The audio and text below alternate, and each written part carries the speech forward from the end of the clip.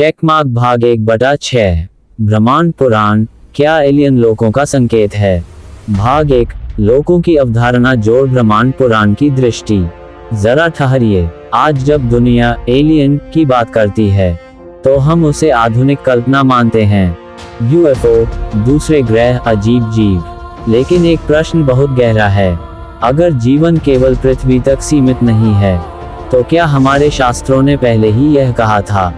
ब्रह्मांड पुराण का नाम ही है ब्रह्मांड, यानी पूरा यूनिवर्स।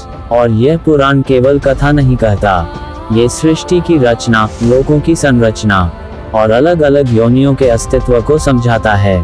तो आज हम एलियन शब्द को लेकर नहीं बल्कि शास्त्रीय लोक व्यवस्था को लेकर चलेंगे और अंत में आप खुद समझ पाएंगे क्या एलियन जैसी अवधारणा पुराणों में सीधे है या संकेत के रूप में है। नमस्कार दोस्तों, आज का विषय बहुत रहस्यमय है पर हम इसे 100% शास्त्र सम्मत तरीके से समझेंगे। भाग 1 सबसे पहले एलियन का सही अर्थ समझिए। आज की भाषा में एलियन का अर्थ होता है दूसरे ग्रह, दूसरे लोक में रहने वाला जीव जो मनुष्य जैसा नहीं है और जिसकी सभ्यता अलग है।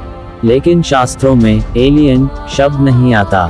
शास्त्रों में जो आता है वह है चेकमार्क लोक, चेकमार्क योनिया, चेकमार्क देव, दानव, गंधर्व, यक्ष, नाग, चेकमार्क भूत प्रेत, पितरी, सिद्ध, चारण, चेकमार्क असुर, राक्षस, चेकमार्क अमानुष जीव। यानी शास्त्र एक पृथ्वी, एक जीवन नहीं कहते। शास्त्र कहते हैं जीवन अनेक लोकों में है। भाग 1 ब्रह्मांड पुराण की सबसे बड़ी विशेषता। ब्रह्मांड पुराण का विषय है सृष्टि कैसे बनी, लोकों की संरचना, ब्रह्मांड की परतें, युग और कल्प, अलग अलग लोकों में रहने वाले जीव, देवताओं, असुरों और अन्य योनियों का वर्णन। इसलिए अगर किसी पुराण में पृथ्वी के बाहर जीवन जैसी बात समझने की संभावना है तो ब्रह्मांड पुराण उसके लिए सबसे उपयुक्त ग्रंथ है। भाग 1 ब्रह्मांड पुराण लोक को कैसे देखता है। अब बहुत ध्यान से समझिए। आज हम लोक का अर्थ लेते हैं ग्रह, प्लैनेट, लेकिन शास्त्रों में लोक का अर्थ है एक अस्तित्व क्षेत्र, रेल्म, डायमेंशन। ये लोक कभी भौतिक, फिजिकल हो सकता है, सूक्ष्म, सटल हो सकता है, दिव्य, डिवाइन हो सकता है। यानी लोक केवल ग्रह नहीं है। लोक का अर्थ है एक ऐसा संसार जहां जीव रहते हैं और जहां नियम अलग होते हैं। भाग 1 14 लोकों की शास्त्रीय व्यवस्था। संक्षेप में ब्रह्मांड पुराण और अन्य पुराणों में सृष्टि को 14 लोकों में बांटा गया है।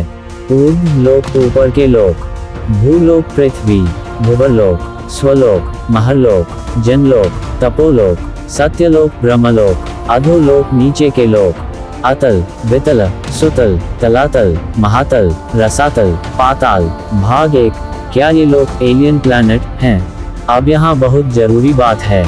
चेक मार्क शास्त्र इन लोकों को लोक कहते हैं। क्रॉस मार्क शास्त्र इन्हें दूसरे ग्रह कहकर वैज्ञानिक तरीके से नहीं बताते, लेकिन शास्त्र यह जरूर कहते हैं कि इन लोकों में जीव रहते हैं और वे जीव मानव जैसे नहीं होते। उनके शरीर अलग हो सकते हैं, उनकी आयु अलग होती है, उनकी शक्ति अलग होती है, उनकी चेतना अलग होती है। यही बात एलियन शब्द से मिलती जुलती लगती है। लेकिन मैं यहाँ साफ कर दूँ, वार्निंग साइन, ये एलियन इक्वल्स देवता जैसा दावा नहीं है। ये केवल तुलना है कि शास्त्र अनेक लोकों में जीवन को मानते हैं। भाग 1 शास्त्रों में अमानुष जीव का सिद्धांत। ब्रह्मांड पुराण के अनुसार जीव केवल मनुष्य नहीं है। जीव की श्रेणियां हैं मनुष्य, देव, दानव, असुर, गंधर्व, यक्ष, किन्न, नाग, पितरी, भूत आदि। ये सब योनियां हैं और शास्त्रों के अनुसार योनियां केवल पृथ्वी पर नहीं हैं, वे अलग अलग लोकों में फैली हैं। भाग 1 सबसे महत्वपूर्ण बिंदु, देवता क्या हैं। आज लोग देवता को केवल पूजा की दृष्टि से देखते हैं, लेकिन पुराणों में देवता एक वर्ग, कैटेगरी हैं। एक लोग स्वर्ग में रहते हैं, एक व्यवस्था, कॉस्मिक एडमिनिस्ट्रेशन का भाग हैं। उनकी आयु बहुत लंबी होती है, उनका शरीर सूक्ष्म, दिव्य होता है। इसलिए देवता मनुष्य जैसे नहीं हैं, और यदि आधुनिक भाषा में कहा जाए तो वे नॉन ह्यूमन बीइंग्स हैं। भाग 1, क्या ये सब झूठा है? अब आपके सबसे जरूरी सवाल का जवाब। क्वेश्चन मार्क, जो मैं बता रहा हूँ क्या ये झूठा या गलत है? उत्तर, चेक मार्क नहीं, क्योंकि पुराणों में 14 लोकों का वर्णन है, अनेक योनियों का वर्णन है, देव, दानव, गंधर्व, यक्ष, नाग आदि का वर्णन है। यह विचार कि जीवन अनेक लोकों में है शास्त्रों में स्पष्ट रूप से मिलता है। वार्निंग साइन, लेकिन एक बात ध्यान रखें, क्रॉस मार्क शास्त्र यूएफओ या एलियन स्पेसशिप जैसी आधुनिक भाषा में कोई दावा नहीं करते, यानी लोकों का अस्तित्व इक्वल शास्त्र सम्मत, यूएफओ जैसी कल्पना इक्वल शास्त्र सम्मत नहीं, जब तक आप उसे प्रतीकात्मक न माने। भाग 1, इस वीडियो का नियम व्यूअर ट्रस्ट। इस पूरी 6 भाग की श्रृंखला में मैं आपको चेक मार्क शास्त्र का सत्य बताऊंगा। चेक मार्क जो शास्त्र में संकेत है उसे संकेत कहूंगा। क्रॉस मार्क कोई झूठी मनगढ़ंत कहानी नहीं जोड़ूंगा, और अंत में एक संतुलित निष्कर्ष दूंगा। ब्रह्मांड पुराण एलियन का नाम नहीं लेता, लेकिन अनेक लोगों और अमानुष जीवन का सिद्धांत देता है। भाग 1 का निष्कर्ष, स्ट्रॉन्ग क्लोजिंग। तो दोस्तों, आज हमने बस आधार बनाया। 1, ब्रह्मांड पुराण का विषय ब्रह्मांड है। 2, शास्त्र 14 लोकों को मानते हैं। 3, शास्त्र अनेक योनियों को मानते हैं। 4, यह विचार कि जीवन केवल पृथ्वी पर नहीं शास्त्रों में मौजूद है। अब अगले भाग में हम सबसे रोचक चीज पर जाएंगे। भाग 2, देव, गंधर्व, यक्ष, नाग क्या ये एलियन लाइक बीइंग्स हैं, और उनके लोक कैसे बताए गए हैं? ब्रह्मांड पुराण क्या एलियन लोकों का संकेत है? भाग 2, 14 लोकों की व्यवस्था क्या ये दूसरी दुनियाओं का संकेत है? जरा ठहरिए, आज जब हम एलियन शब्द सुनते हैं तो हमारे मन में एक ही तस्वीर आती है, दूसरे ग्रहों पर रहने वाले जीव। लेकिन भारतीय शास्त्रों की भाषा में ग्रह से भी पहले एक शब्द आता है, लोक, और यही शब्द इस पूरे विषय की असली कुंजी है। एक लोक का अर्थ क्या है? ब्रह्मांड पुराण और अन्य पुराणों में लोक का अर्थ केवल पृथ्वी जैसा ग्रह नहीं है। लोक का अर्थ है चेक मार्क, एक ऐसा क्षेत्र जहां जीवों का निवास संभव हो। यह क्षेत्र हो सकता है भौतिक, फिजिकल, सूक्ष्म, सटल, दिव्य, डिवाइन। यानी शास्त्रों में जीवन को सिर्फ मिट्टी पानी तक सीमित नहीं माना गया। 2, ब्रह्मांड पुराण का ब्रह्मांड मॉडल। ब्रह्मांड पुराण के अनुसार सृष्टि एक विशाल व्यवस्था है जहां केवल एक पृथ्वी नहीं बल्कि अनेक लोक क्षेत्र हैं, और सबसे महत्वपूर्ण बात, ये लोक ऊर्ध्व ऊपर और अधोग नीचे दोनों दिशा में हैं। 3, 14 लोकों की शास्त्रीय सूची। पुराणों में लोकों को 14 भागों में बांटा गया है। ऊपर के 7 लोक हायर रेल्म्स, भूलोक पृथ्वी, भुवलोक, स्वलोक स्वर्ग, महालोक, जनलोक, तपलोक, सत्यलोक, ब्रह्मलोक। नीचे के 7 लोक लोह रेल्म्स, अतल, वितल, सुतल, तलातल, महातल, रसातल, पाताल। 4, अब असली सवाल, क्या ये एलियन लोक हैं? यहाँ हमें बहुत सावधानी से समझना होगा। क्रॉस मार्क पुराणों में एलियन शब्द नहीं है। क्रॉस मार्क पुराण यूएफओ या स्पेसशिप की आधुनिक भाषा नहीं बोलते, लेकिन चेक मार्क पुराण यह मानते हैं कि पृथ्वी के अलावा भी जीवों का अस्तित्व है, और ये जीव केवल देवता नहीं हैं। 5, पाताल लोक क्या ये किसी दूसरी सभ्यता का संकेत है? बहुत लोग सोचते हैं पाताल मतलब नरक, लेकिन शास्त्रों में पाताल इक्वल्स नरक नहीं है। पाताल लोक को कई ग्रंथों में एक अलग प्रकार का लोक कहा गया है, जहां नाग जातियां रहती हैं, दानव असुर जातियां रहती हैं, अद्भुत नगर हैं, मणियों का प्रकाश है, असामान्य तकनीक जैसा वर्णन मिलता है। यहाँ तकनीक शब्द पुराणों में नहीं है, लेकिन वर्णन ऐसा है कि वह स्थान सामान्य मानव सभ्यता से अलग लगता है। 6, नागलोक अमानुष जीवों का सबसे बड़ा संकेत। पुराणों में नाग केवल सांप नहीं है। नागों के लिए कई बार शब्द आता है नाग जाति, और जाति का अर्थ है एक अलग प्रकार का समुदाय। कई कथाओं में नागों के राजा, नागों के नगर, नागों की सभ्यता, नागों का अलग संसार, ये सब बातें मिलती हैं। अब सोचिए, अगर कोई प्राचीन ग्रंथ कहता है कि पृथ्वी के नीचे एक अलग सभ्यता है जो मनुष्यों से अलग है और जो अत्यंत शक्तिशाली है, तो आधुनिक भाषा में लोग इसे नॉन ह्यूमन सिविलाइजेशन भी कह सकते हैं। 7 स्वर्गलोक, क्या ये भी दूसरी दुनिया है?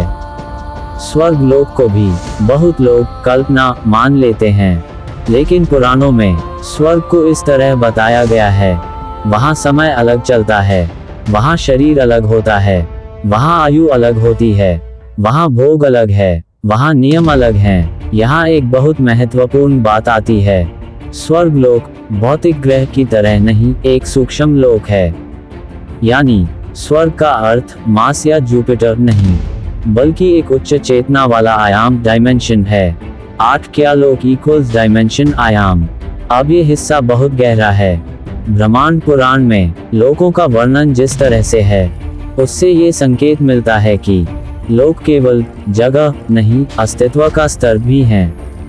जैसे मानव लोक, देवलोक, पितृलोक, नागलोक, ये सब अलग अलग स्तर हैं। आज विज्ञान जिसको कहता है parallel realities, higher dimensions, other realms, शास्त्र उसी को लोक कहकर समझाते हैं।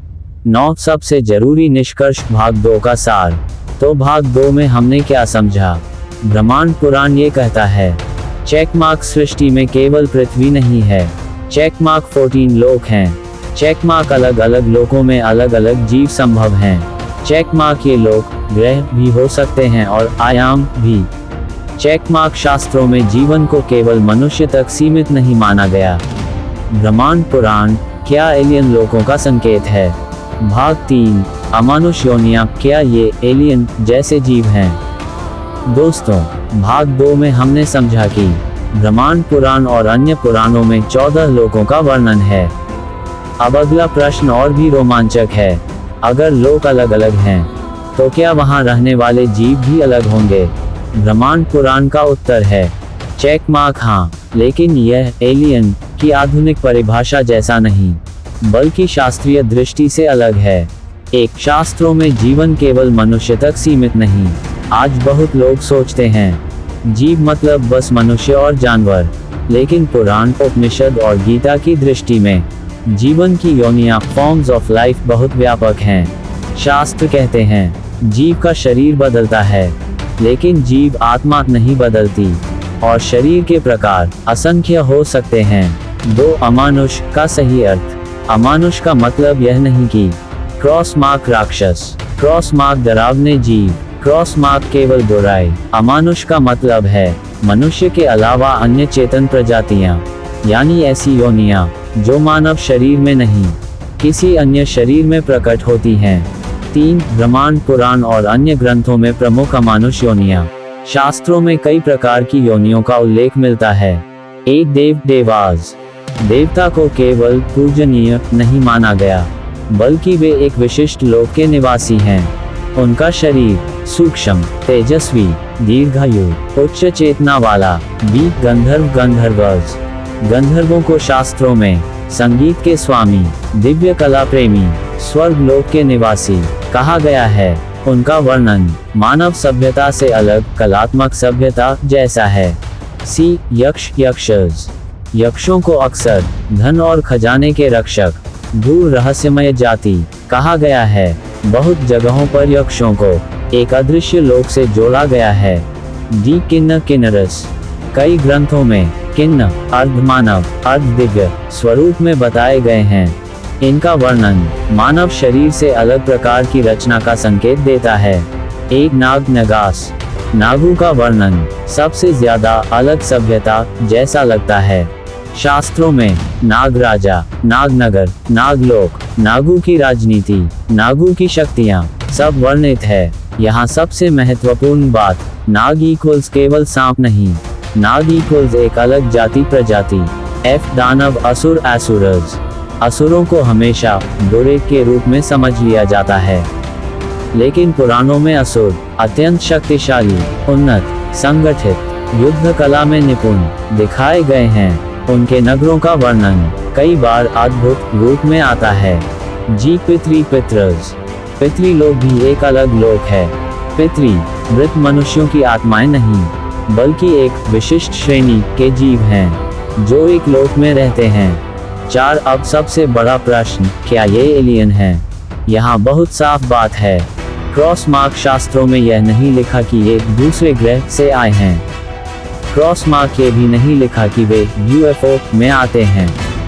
लेकिन चेक मार्क शास्त्र यह कहते हैं कि मनुष्य के अलावा भी अनेक प्रकार के चेतन जीव हैं और वे अलग लोकों में रहते हैं, अलग शरीर रखते हैं, अलग नियमों से संचालित होते हैं। ये बात आधुनिक एलियन लाइफ की अवधारणा से काफी मेल खाती है। 5 लोक को 2 तरह से समझना जरूरी है। ब्रह्मांड पुराण की भाषा में लोक 2 प्रकार के हो सकते हैं।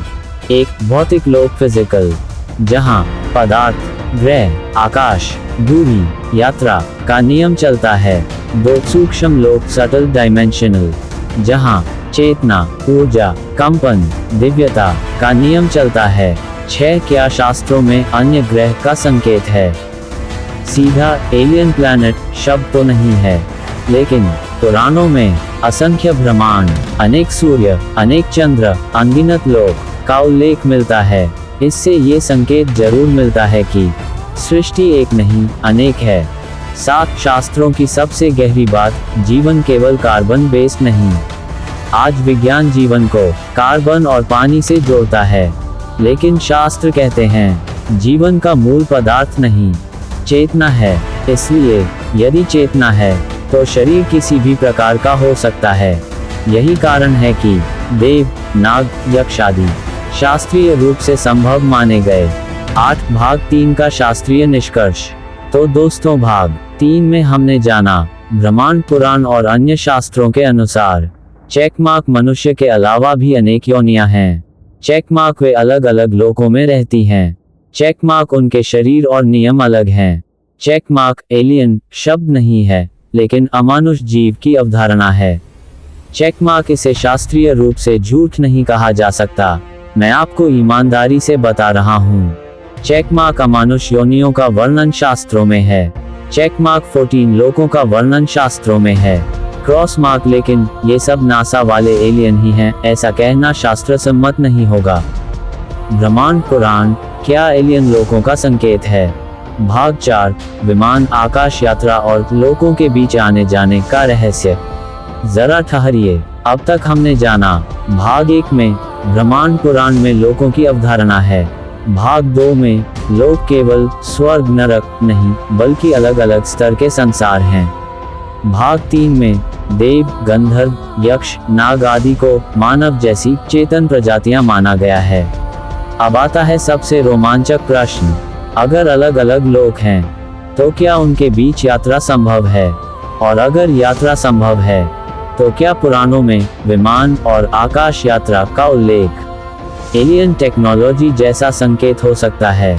विमान शब्द का असली अर्थ। सबसे पहले एक जरूरी बात, आज के समय में विमान शब्द सुनते ही हमारे मन में एयरप्लेन का चित्र आता है, लेकिन शास्त्रों में विमान का अर्थ केवल लोहे का प्लेन नहीं होता। पुराणों में विमान का अर्थ है ऐसा दिव्य वाहन जो आकाश में चलता है और लोकों के बीच यात्रा कर सकता है। क्या ब्रह्मांड पुराण में विमान का उल्लेख है? ब्रह्मांड पुराण एक कॉस्मिक ग्रंथ है जिसमें लोक, युग, देव यात्रा, ब्रह्मांड की रचना जैसे विषय हैं। इसमें विमान जैसी अवधारणाएं सीधे तौर पर या अन्य पुराणों के समान संदर्भ में आती हैं। वार्निंग साइन, लेकिन यहाँ एक महत्वपूर्ण बात, ब्रह्मांड पुराण में विमान का वर्णन विमान शास्त्र जैसी तकनीकी भाषा में नहीं है। यह अधिकतर दिव्य यात्रा, लोकों के बीच गति, देवताओं के वाहन, आकाश में विचरण, इन संदर्भों में आता है। लोकों के बीच यात्रा कैसे होती थी? अब प्रश्न उठता है, अगर देव, गंधर्व, यक्ष, नाग आदि अलग लोकों में रहते हैं तो वे पृथ्वी पर आते कैसे थे?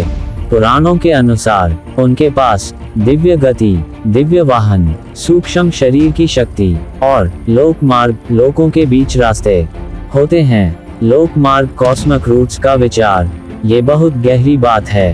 पुराणों में केवल लोक नहीं बताए गए, बल्कि लोकों की संरचना भी बताई गई है। ऊपर के लोक, मध्य लोक, नीचे के लोक, यानी यह एक प्रकार का कॉस्मिक मैप है, और जहां नक्शा होता है वहां रास्ते भी होते हैं। क्या ये एलियन कॉन्सेप्ट से मेल खाता है? अब ध्यान से समझिए। आज आधुनिक विज्ञान में एलियन का अर्थ है दूसरे ग्रहों के जीव, दूसरे सौरमंडल के जीव, दूसरे आयाम डायमेंशन के जीव, और पुराणों में लोक का अर्थ है दूसरे स्तर के संसार, दूसरे क्षेत्र रेल्म, दूसरे आयाम जैसे अनुभव। तो यहाँ समानता यह है कि दोनों में हमारे अलावा भी जीव का विचार है, लेकिन अंतर यह है कि विज्ञान उन्हें एलियन कहता है, पुराण उन्हें देव, गंधर्व, नाग, यक्ष कहता है। विमान, तकनीक या चेतना की शक्ति। अब सबसे बड़ा सवाल, पुराणों के विमान क्या सच में मैकेनिकल टेक्नोलॉजी थे, या ये यौगिक दिव्य शक्ति का प्रतीक था?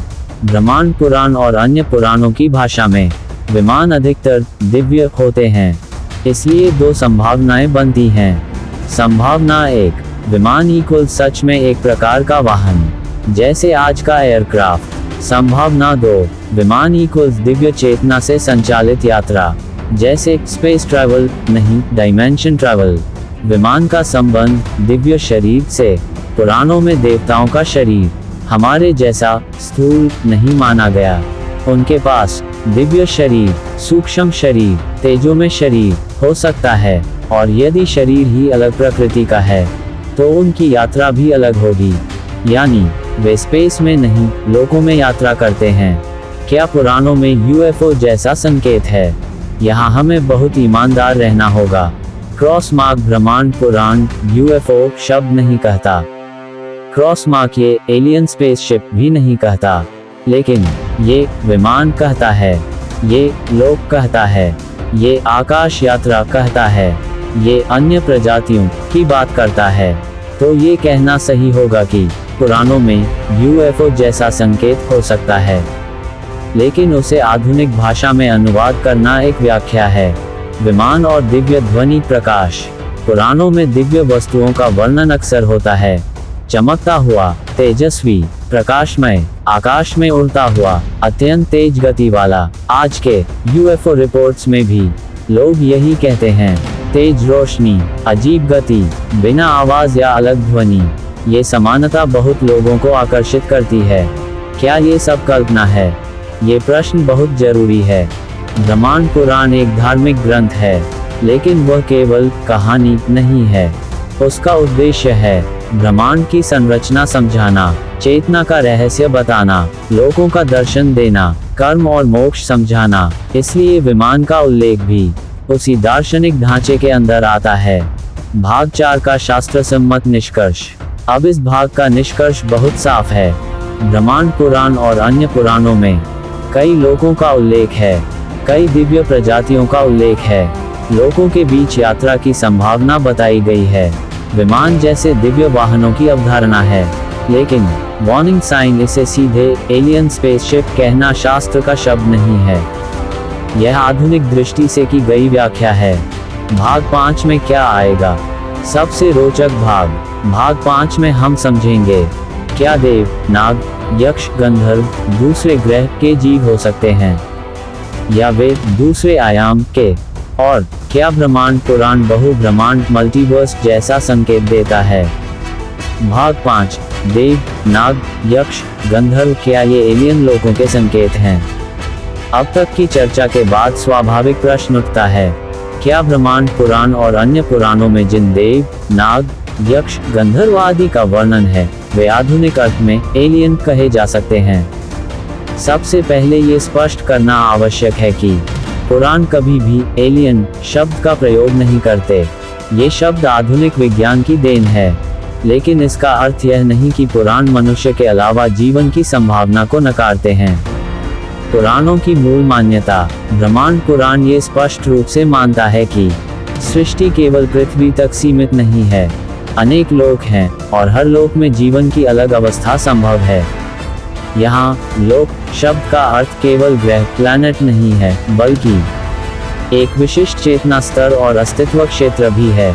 अमानुष जीवन की अवधारणा। पुराणों में बार बार अमानुष शब्द आता है।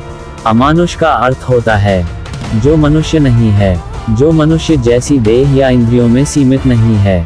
इसका तात्पर्य यह नहीं कि वे राक्षस या डरावने प्राणी हैं, बल्कि यह कि वे मानव लोक से भिन्न अस्तित्व में रहने वाले जीव हैं। देव, नाग, यक्ष, गंधर्व कौन हैं?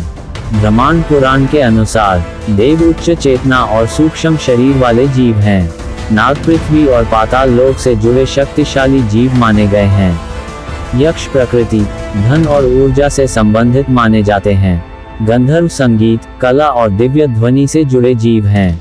इन सब के लिए अलग लोक बताए गए हैं, अलग राजा बताए गए हैं, अलग नियम और समय प्रवाह बताया गया है। यह विवरण प्रतीकात्मक भी हो सकता है और आध्यात्मिक भी। क्या इन्हें सीधे एलियन कहना सही है? शास्त्रीय दृष्टि से नहीं। पुराण यह नहीं कहते कि ये जीव किसी दूर ग्रह से अंतरिक्ष यान में आए, लेकिन वे यह अवश्य कहते हैं कि जीवन केवल पृथ्वी पर नहीं है। मनुष्य जैसी चेतना ही अंतिम नहीं है। अलग अलग लोकों में अलग प्रकार की योनियां हैं। इसलिए यदि एलियन का अर्थ है मनुष्य के अलावा बुद्धिमान जीवन, तो पुराण इस संभावना को स्वीकार करते हैं। महत्वपूर्ण शास्त्रीय सावधानी: ब्रह्मांड पुराण कभी भी कल्पना को तथ्य के रूप में प्रस्तुत नहीं करता।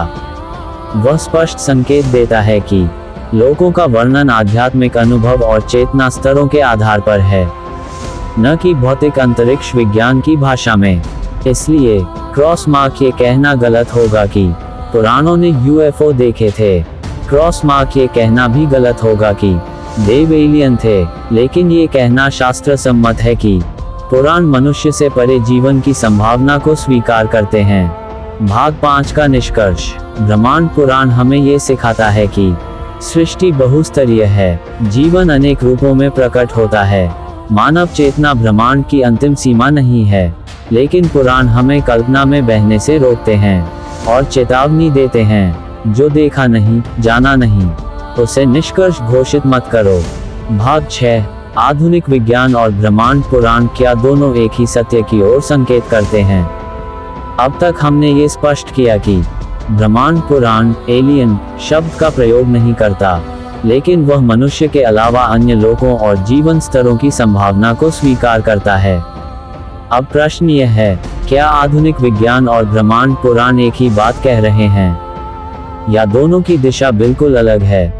विज्ञान का दृष्टिकोण: आधुनिक विज्ञान ये कहता है, ब्रह्मांड बहुत विशाल है, अरबों आकाश गंगाएं हैं, असंख्य ग्रह हैं, जीवन के लिए आवश्यक तत्व जल, ऊर्जा, कार्बन आदि केवल पृथ्वी तक सीमित नहीं हैं। इसलिए विज्ञान यह संभावना रखता है कि पृथ्वी के अलावा कहीं और जीवन हो सकता है। लेकिन ध्यान देने योग्य बात यह है, विज्ञान अभी संभावना की बात करता है। विज्ञान के पास अभी प्रत्यक्ष प्रमाण नहीं है। ब्रह्मांड पुराण का दृष्टिकोण: ब्रह्मांड पुराण का दृष्टिकोण बिल्कुल अलग भाषा में है। पुराण यह नहीं पूछता क्या वहाँ जीवन है, बल्कि यह कहता है जीवन कितने स्तरों पर प्रकट हो सकता है। पुराण के अनुसार जीवन केवल स्थूल शरीर तक सीमित नहीं, सूक्ष्म और कारण शरीर भी जीवन के रूप हैं। लौकिक चेतना का स्तर जोड़ अस्तित्व का क्षेत्र। इसलिए पुराण जीवन को भौतिक दूरी से नहीं, चेतना की अवस्था से मापता है। भाषा का अंतर, उद्देश्य का अंतर, यहीं पर सबसे बड़ी गलतफहमी होती है। क्रॉस मार्क विज्ञान इक्वल्स प्रयोग, मापन, गणना। क्रॉस मार्क पुराण इक्वल्स अनुभूति, साधना, चेतना। विज्ञान बाहर की दुनिया को जानता है, पुराण भीतर की वास्तविकता को जानता है। इसलिए जब विज्ञान बाहरी अंतरिक्ष देखता है, पुराण अंतर चेतना देखता है। क्या दोनों में टकराव है? ब्रह्मांड पुराण के अनुसार नहीं। पुराण कभी ये दावा नहीं करता कि विज्ञान गलत है, और विज्ञान भी यह नहीं कहता कि आध्यात्मिक अनुभव असंभव है। टकराव तब पैदा होता है जब विज्ञान से आध्यात्मिक उत्तर मांगे जाते हैं या पुराणों से वैज्ञानिक प्रयोग मांगे जाते हैं। दोनों के क्षेत्र अलग हैं। एक गहरी शास्त्रीय बात: ब्रह्मांड पुराण ये कहता है, जो केवल बाहर देखता है वह वस्तु को जानता है, जो भीतर देखता है वह सत्य को जानता है। इसका अर्थ यह नहीं कि बाहर देखना गलत है, लेकिन बिना भीतर देखे संपूर्ण सत्य नहीं मिलता। एलियन प्रश्न पर अंतिम शास्त्रीय स्थिति: ब्रह्मांड पुराण की दृष्टि से जीवन बहुआयामी है। चेतना के अनेक स्तर हैं। मनुष्य ब्रह्मांड का केंद्र नहीं है। लेकिन क्रॉसमार्क पुराण यूएफओ, अंतरिक्ष यान या आधुनिक एलियन कहानियों की पुष्टि नहीं करता। क्रॉसमार्क पुराण कल्पना को सिद्धांत नहीं बनाता। भाग 6 का निष्कर्ष। ब्रह्मांड पुराण और आधुनिक विज्ञान एक दूसरे के विरोधी नहीं हैं, लेकिन एक दूसरे का स्थान भी नहीं ले सकते। विज्ञान हमें बताता है ब्रह्मांड कितना बड़ा है, पुराण हमें बताता है तुम स्वयं कितने विशाल हो। समापन विचार वीडियो के अंत के लिए उपयुक्त। ब्रह्मांड पुराण हमें ये सिखाता है, जब तक मनुष्य स्वयं को केवल शरीर मानता है, वह एलियन खोजता रहेगा। जिस दिन वह स्वयं को चेतना जान लेगा, उसे पता चलेगा वह स्वयं ही ब्रह्मांड का रहस्य है।